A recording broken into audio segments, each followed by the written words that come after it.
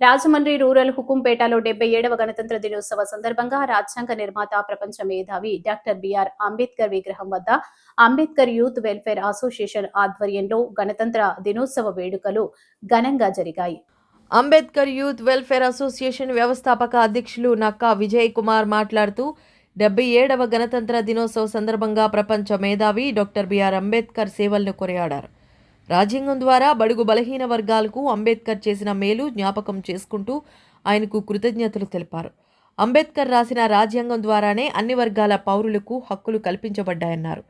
బడుగు బలహీన వర్గాలకు రాజ్యాధికారం అందించే దిశగా నేటి పాలకులు అంబేద్కర్ ఆశయ సాధనకు కృషి చేయాలని కోరారు. రాజ్యాంగాన్ని పరిరక్షించుకుంటూ అందరూ ముందుకు సాగాలని విజ్ఞప్తి చేశారు. స్థానిక పెద్దలు, యూత్ పాల్గొన్నారు. భారత రాజ్యాంగం దేశానికి ఎంతో మేలుకరంగా ఆయన రూపుదిద్దారు. భారత రాజ్యాంగం లేకపోతే బడుగు బలహీన వర్గాల పరిస్థితి వేరేలాగా ఉండేది.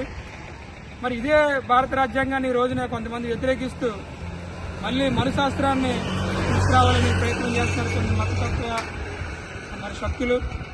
అలాంటిది ఎంత మాత్రం చెల్లదని మరి దళితులు అలాగే దేశ పౌరులందరూ ఐక్యంగా ఉండి ఈ భారత రాజ్యాంగాన్ని కాపాడుకోవాలని, ఆయన చేసిన ఈ దేశానికి చేసిన ఆయన త్యాగాన్ని అందరూ జ్ఞాపకం చేసుకుని ఆయన నివాళులు అర్పించడానికి